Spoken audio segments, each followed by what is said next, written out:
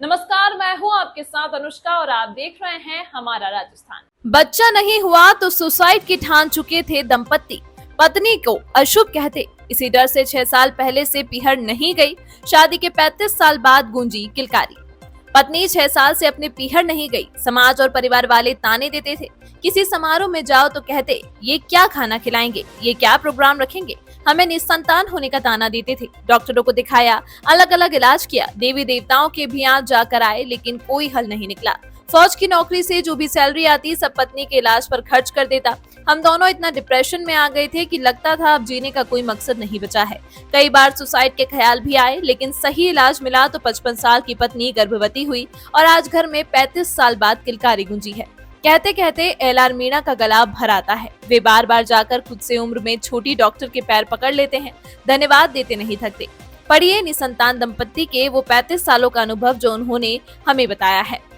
खेड़ली अलवर के रहने वाले एलआर मीणा पहले फौज में थे, इसके बाद बैंक की नौकरी ज्वाइन कर ली। वे अब बैंक में हेड ऑफ सिक्योरिटी के पद पर रिटायर हुए हैं। वो कहते हैं, मेरी धर्मपत्नी रामदेई, उम्र 55 वर्ष की, शादी 1990 में हुई थी।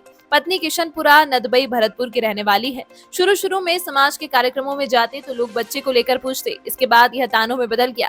कहते ये तो क्या ही प्रोग्राम करेंगे, इतने साल हो गए बच्चा नहीं हुआ। धीरे धीरे हमारे परिवार के लोग भी हमसे अलग हो गए, खुशियों में बुलाना बंद कर दिया, जाते तो भी इतना महत्व नहीं देते थे। पत्नी को ताना मारते कहते, यह अशुभ है, यह महिला ही ठीक नहीं है। मीणा कहते हैं, जब ये चीजें महसूस होना शुरू हुई तो हमने घर परिवार में आना जाना ही बंद कर दिया। पत्नी 6 साल से पीहर नहीं गई। हमें ऐसा लगने लगा था कि अब जीवन खत्म कर देना चाहिए। लोगों ने हमने समाज से अलग कर थलग कर दिया था। मीणा कहते हैं, इसके बाद 2022 में आरआर हॉस्पिटल के बारे में पढ़ा और यहाँ जाकर डॉक्टर रीना यादव से मुलाकात की। उन्होंने दिलासा दिया और पत्नी का ट्रीटमेंट शुरू किया। इससे पहले जब फौज की नौकरी करता था, जब जितनी भी नेट सैलरी आती थी पत्नी के ट्रीटमेंट में लगा देता था, लेकिन इसके बावजूद भी कोई फायदा नहीं मिल रहा था। 2009 में बैंक में हेड ऑफ सिक्योरिटी की जॉब लग गई। हालांकि इसके बावजूद भी सारा रुपया पैसा ट्रीटमेंट में ही खर्च हो जाता था। एलआर मीणा ने कहा, 2 साल डॉक्टर रीना यादव के पास ट्रीटमेंट चला। इसके बाद शुक्रवार को बेटे ने जन्म लिया। इसकी खुशी इतनी है कि हम बयान नहीं कर सकते। हमारी जब भी नहीं गई, मन ही नहीं किया कि जाऊं तो मैं, और पूछेंगे तो क्या बोलूंगी, बस क्या बोलूं। यही रहता था हमेशा। ये मेरे पास आए थे तो करीब 2 साल पहले आए थे। तो 2 साल पहले बोले, मैडम हमारे बच्चे नहीं हो रहे हैं। और 2 साल से मतलब जब मेरे पास ट्रीटमेंट के लिए आए तो तब तो इनका पीरियड्स चल रहे थे, बीच में इनको मीनोपॉज हो गया।